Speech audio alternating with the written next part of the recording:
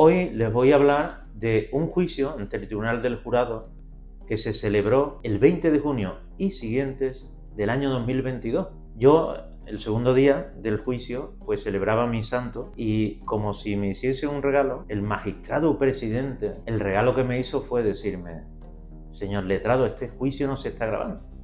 Bueno, no fue ese el único regalo, porque el día anterior, ¿no?, como si fuese algo premonitorio, después de la selección del jurado, invitó a café a la señora fiscal, a dos fiscales en práctica y a una magistrada que estaba allí de oyente, y a mí no. Bueno, esos 10-15 minutos se convirtieron casi en una hora, y por eso después de ese largo desayuno, que no solo café, pues tenía el juez tanta prisa y hasta interrumpió mi alegato inicial.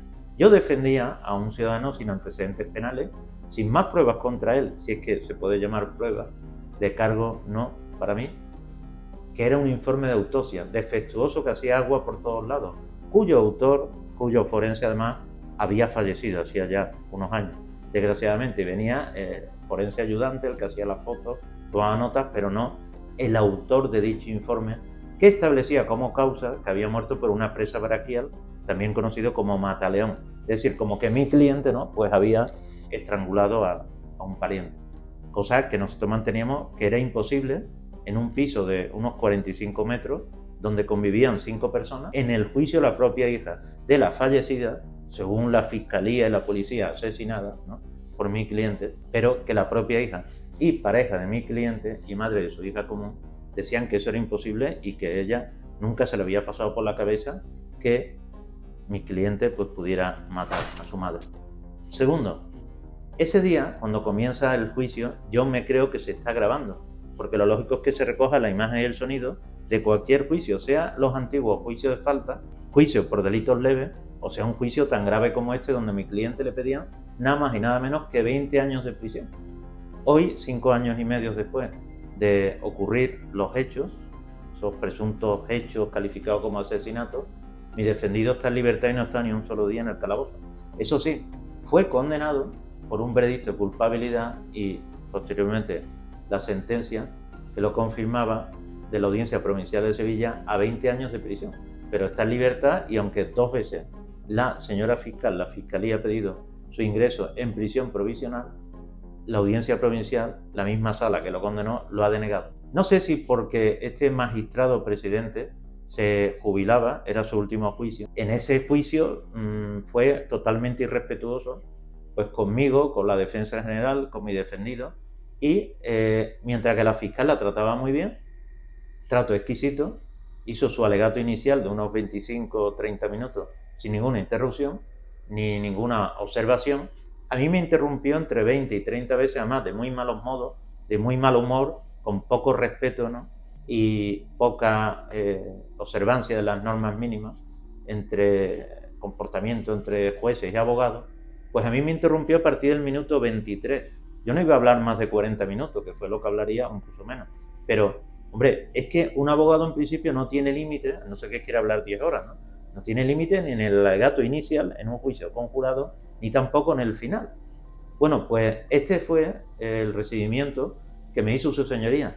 Y no olvidemos que yo tenía enfrente, mientras que el juez a mi derecha, al fondo, me echaba la bronca sin razón alguna, porque decía que yo me estaba repitiendo. Es decir, si yo repito alguna idea, como por ejemplo, ¿no?, que todos los defectos que tenía este informe de autopsia, que era prácticamente lo único que había en contra de mi cliente, y que además yo intenté demostrar con pruebas periciales y todo tipo de argumentos cómo ese informe de autopsia hacía agua por todos lados, y a mi cliente no se le podía condenar con esa sola prueba y con la afirmación de la policía de que tenían sus sospechas de que mi cliente era el autor de la muerte, ¿no?, por un supuesto mataleón. Es decir, a ser así, lo que se titula también, se denomina presa braquial, ¿no?, en términos médicos, y que las arterias carótidas, ¿no?, habían quedado bloqueadas y por lo tanto se produjo una anoxia en el cerebro, es decir, la falta de oxígeno, y pues se produjo después una hemorragia en el encéfalo,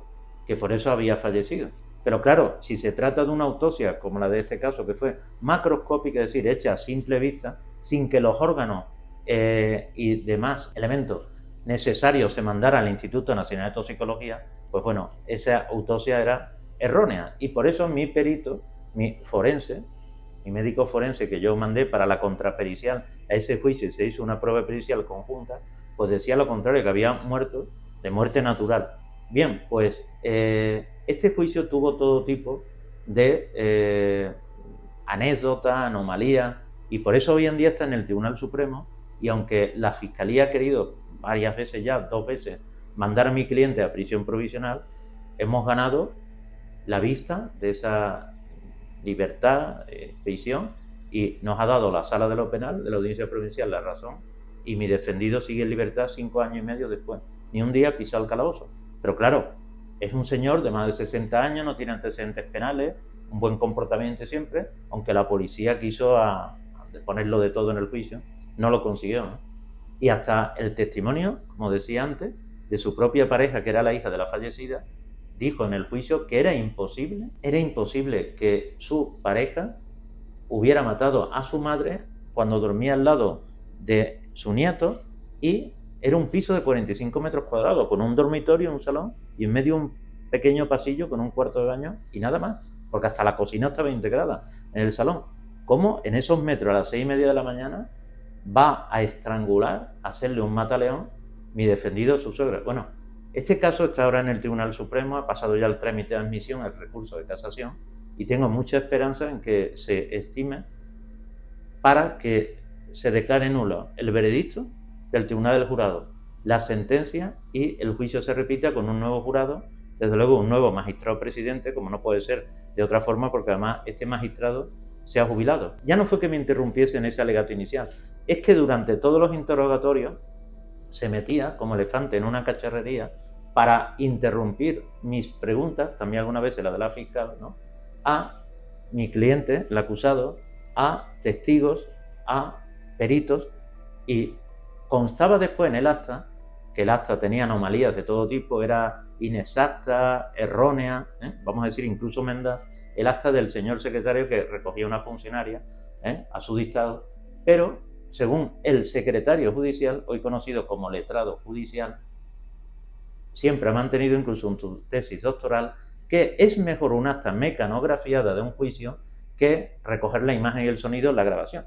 Mire usted, y les explico a ustedes cuál es la principal gravedad y de lo que ocurrió en este juicio, que es famoso, tanto que después del mío, y durante 13 años que casi 300 juicios no se han grabado en la audiencia de Sevilla, casi todos por delitos graves, el siguiente al mío, el 5 de septiembre del año 2022, lunes, sí se graba, y lo siguiente, porque prácticamente obligan desde el Ministerio de Justicia al letrado judicial, que hasta el último día le tuvieron que tirar de la oreja porque no quería grabar, que no grabo. Y sí, se iba a grabar y se grabó, aunque después, bueno, se ha seguido grabando los primeros meses, primeros juicios con otras anomalías, porque por ejemplo, pues se oía el sonido, ¿no?, de lo que decían testigos y peritos, pero no se veía su imagen, al menos en algunos juicios, como he podido comprobar. Pero vuelvo a lo mismo, las anomalías del señor secretario afirmando que es mejor un acta mecanografiada que no grabar la imagen y el sonido. Nosotros que alegamos en el Tribunal Supremo, y tenemos mucha esperanza en que sea estimado nuestro recurso y se repita el juicio y se declara nulo el veredicto y la sentencia, pues mantenemos que si no se graban esas imágenes, por ejemplo una prueba pericial conjunta donde aquí en una pantalla pues se estaban pasando distintas fotos por parte del médico forense, que no fue el autor, el director de dicha autopsia, porque el autor desgraciadamente había fallecido años antes, sino que era el que hizo la foto, el que tomó nota, ayudante. Primero, cambiar la causa por su cuenta, así, ante el jurado, cambiar, en este caso, modificar la causa de la muerte. Entonces yo se lo advertí a su señoría y le dije: señoría, esto no puede ser, tiene usted que advertir, o se para la pericial, seguimos otro momento. Y su señoría dijo: para eso tiene usted el informe final, señor letrado. Claro, yo protesté, pero después en el acta no venían mis protestas. De entre 15 y 20 protestas se recogieron 3 como máximo, pero además no se recogía cuál era el motivo de la protesta, aunque yo lo dictase. Es decir, el letrado judicial hacía lo que quería. Pero por otro lado, esas, digamos, ofensas, ¿no?, esas faltas de respeto, ¿no?, se hacían ante 9 miembros del jurado y los 2 miembros sustitutos del jurado, suplentes, ¿no?, que estaban allí delante. ¿qué autoridad o qué moral, ¿no? ¿Qué imagen va a tener la defensa cuando ante esos miembros del jurado que deciden están viendo cómo el juez no corrige a la policía, a la autoridad, al jefe de homicidio, al subinspector de homicidio, que dicen que mi cliente es frío calculador y que ellos sospechaban que lo había hecho porque no reaccionó como una persona inocente? Sí, eso era todo lo que tenía la policía.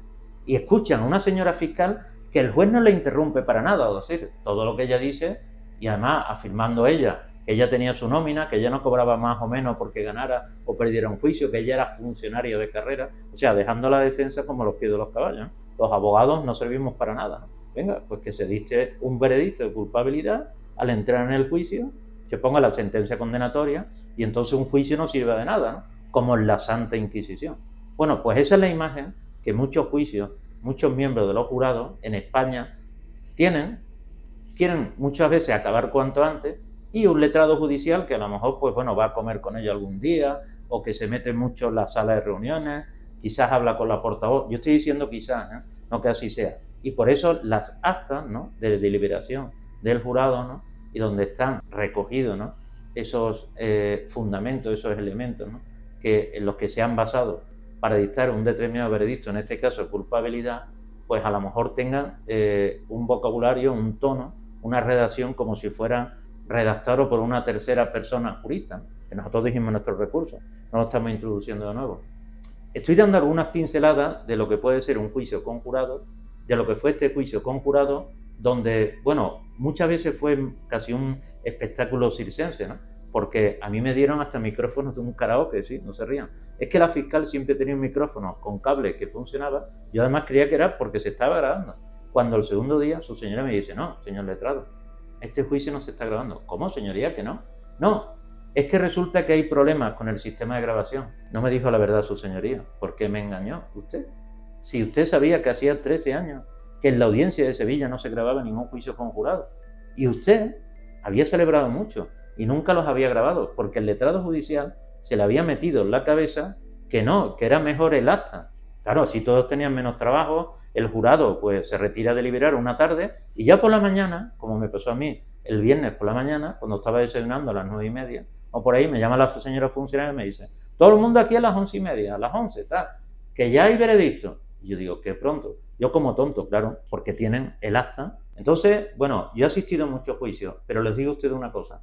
En 34 años de ejercicio y después de miles de juicios que he llevado, tenemos aquí más de 10.000 expedientes en el bufete, he intervenido yo personalmente al menos en 4.000, yo nunca he tenido un juicio donde se hayan vulnerado más los derechos fundamentales de, en este caso, el justiciable, el acusado, mi cliente, que se hayan vulnerado más, ¿no?, y haya habido más falta de respeto y consideración hacia el letrado de la defensa, que cuando a mí se me pisotea, a mí, por mí me da igual, yo estoy para eso y lo asumo. Es a mi cliente su derecho a tener un juicio justo, que no lo fue, y se vulneraron el derecho a la tutela judicial efectiva, a un proceso con todas las garantías, y se vulneró la obligación del juez de una imparcialidad y una objetividad, que no la hubo. Entonces, esperamos, desde luego, una resolución favorable del Tribunal Supremo, de la Sala Segunda, para que el juicio, ¿no?, pues sea anulado, y igual que el veredicto, y se repita.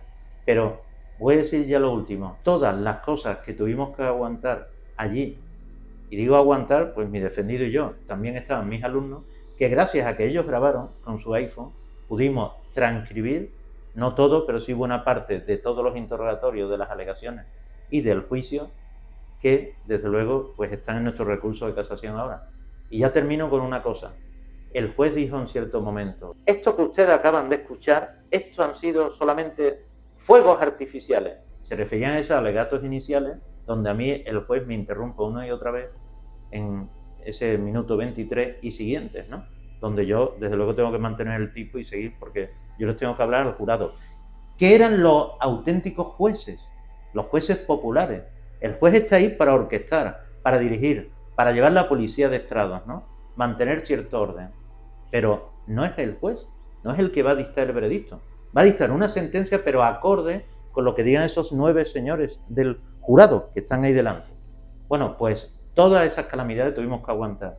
Incluso en algún momento, a lo mejor yo ponía el micrófono bien y me decía, letrado que tienen ustedes, complejo de cantante. ¿Tienen ustedes? No, porque la señora fiscal no le decía nunca nada. Entonces daba igual si movía el micrófono, si no funcionaba. Hubo un momento en que me cambiaba la funcionaria, por orden del letrado judicial, las baterías del micrófono y decía su señoría: hombre, no estará usted robando las baterías, no se las estará usted llevando, ¿no? El letrado. Claro, algunas veces reía el jurado, algún miembro del jurado, y yo, bueno, sonreía un poco por decir: tierra, trágame. ¿Estamos de verdad en un juicio donde un acusado se está jugando 20 años de prisión? ¿Esto qué seriedad es? Y por último, y lo más sorprendente, se van ustedes desde luego a sorprender, las instrucciones del juez, cuando ya terminamos todo, terminan los interrogatorios, ¿no?, al jurado, a los 9 miembros del jurado, las instrucciones son, bueno, pues unas advertencias, unos consejos de cómo ahora se tienen que retirar a deliberar y antes de emitir el veredicto y cómo tienen que recogerlo en el acta, ¿no?, la redacción del mismo, ¿no? Bueno, pues ustedes saben qué hace el juez, que después de entregarle 7 o 8 páginas, ¿no?, manuscritas, que se supone que son suficientes, y con 10 minutos, 15, que es lo habitual de ciertas advertencias o cómo funciona esa deliberación de acuerdo con la ley orgánica del Tribunal del Jurado, incumple esa ley orgánica del Tribunal del Jurado entrando a examinar las pruebas practicadas en el juicio, es decir, documental, testifical, pericial, las declaraciones del acusado, etc. Y no solamente eso, sino que las que pueden favorecer a esta defensa, como era por ejemplo la declaración de la pareja de mi defendido e hija de la fallecida, que no quería en ningún momento que mi defendido hubiera matado a su madre, intenta darle la vuelta. O sea, era como quitándole rédito, quitándole credibilidad. Y así en otras pruebas. Bueno, pues habló 50 minutos, casi una hora, lo cual, y sobre todo examinar las pruebas y mucho menos, ¿no?, intentar darles la vuelta, para que perjudiquen a la defensa, está totalmente prohibido por la exposición de motivos, por la ley orgánica del Tribunal Jurado y, por supuesto, por la jurisprudencia. Bueno, he querido poner estos ejemplos de por qué muchos jurados ven a la policía y se creen lo que diga la policía, cuando la policía no tiene fundamento alguno. Ven a un médico forense, ven a una señora fiscal muy respetada por el juez, mientras que la abogada de defensa se le intenta pisotear de una forma soez, maleducada, y de malos modos, una vez y otra. Es como diciendo: usted no sabe hacer su trabajo, ¿no? Usted está defendiendo a un asesino. Entonces, claro, muchos miembros del jurado que no han ido nunca y muchos tienen ganas de irse, pues a lo mejor acaban dictando un veredicto de culpabilidad. Esto es uno más de los vídeos largos que ahora en YouTube, este ya es el tercero, pues estamos emitiendo para ustedes. Y si les ha gustado este canal, pues síganlo, el canal de Luis Romero Abogados. Además, puede compartir este vídeo y suscribirse, además de darle usted a me gusta. Muchas gracias.